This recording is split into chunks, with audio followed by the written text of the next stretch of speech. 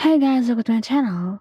Today, I'll be reading Why You Break Up by Daddy Luke Step On Me on Wattpad. So let's get into it. Katsuki. You hated how he's always picking up on Izuku. The little broccoli head was your best friend and all. So, you finally said something, and he got pissed off. You're just a helpless loser, Deku, he yelled. Katsuki, shut the hell up. That's enough. You need to stop picking up on him. Your classmates, previous friends, and someday when you're both heroes, you'll need to work together. So you need to get along. You yelled, smacking him. Shut the hell up. I don't need him, or you for that matter. I don't need anyone. So piss off, Ryan. He yelled at you. You frowned. Tears in your eyes from both anger and sadness. Fine. Screw off, Bakugou. You said his family name was Venom while walking away. Todoroki. He was simply super pissed off with his dad one day and took it out on you. Are you okay, Shou? You asked softly, putting a hand on his shoulder, as he stared blankly at the sofa. Don't touch me. I don't need him to be a hero. And I don't need your help to get through this either. All you are is a distraction from my real goal, he said coldly. Shou, you don't mean that. You whispered. I do. I don't need him to try and tell me what to do. And I don't need you getting in my way or distracting me, he hissed. If that's how you really feel, then fine. In the end, though, all we found out was you're more like your father than you care to admit. And with that, you walked outside the cafeteria. Midoriya, you were worried about him and how he was using your squirt. Now he's putting himself in danger. You understood his working to be a hero. So were you. But he just seemed to always jump into a dangerous situation without thinking. And you said something about it. Izuku, I care about you. And that's why I can't keep on standing idly by and watch you do this to yourself. You always run into danger. And it's not good for you. You could end up seriously hurt. Or worse. And what do you expect the people who care about you to do when that happens? You asked with tears in your eyes, as you stood next to his hospital bed. Are you saying you don't support me in what I do? That you don't believe in me? No, that's not it. All my life, people told me I couldn't be a hero. They didn't believe or support me. I thought you were different, Ryan. But apparently not, he said, turning away from you.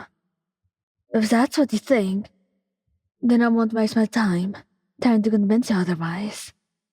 We should probably take a break for a while. I think we both need time to think to ourselves, he said, grabbing your backpack and walking away. Ryan, that's not what I... Goodbye, Izuku. Kirishima, he just kind of stood by and watched as Katsuki treat everybody like shit. And when he talked about it, he took Baku aside.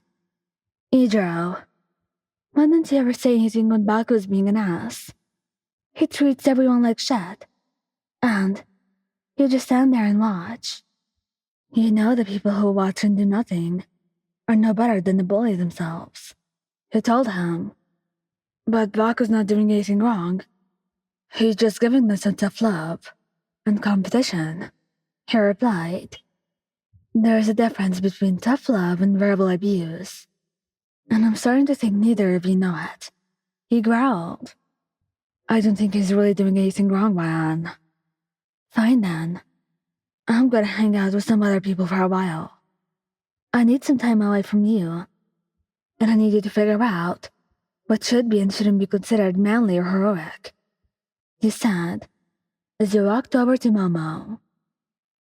Kaminari. Even though you guys were dating, he was still a constant flirt and perv, and you just couldn't stand it anymore. So you left. Hey, Mayan, what's wrong? He asked, trying to hug you, but you flinched away in response. Listen, Denki, I think, well, I think that maybe it's best with the other people. You said, sighing softly. Why? Is there someone else? He asked. Not for me, but I'm not sure you could say the same.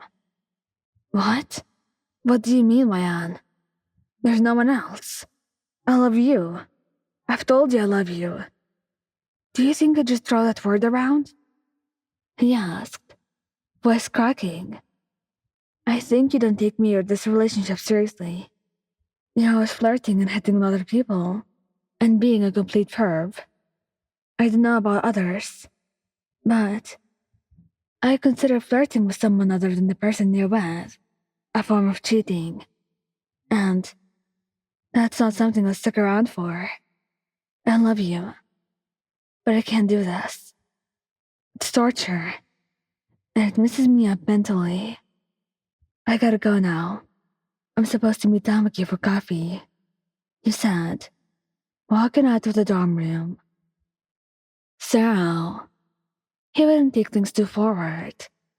You had tried to advance in a relationship with him, but with each step forward, he took 10 steps back. He got more withdrawn and anxious, and he wouldn't touch you like you wanted. Hell, he wouldn't even initiate a kiss. It's like you always had to do everything in this relationship. It was tiring. You didn't know what to do, and eventually, you felt like you weren't loved, like he didn't love you the same way you loved him. And so, you had to do something about that.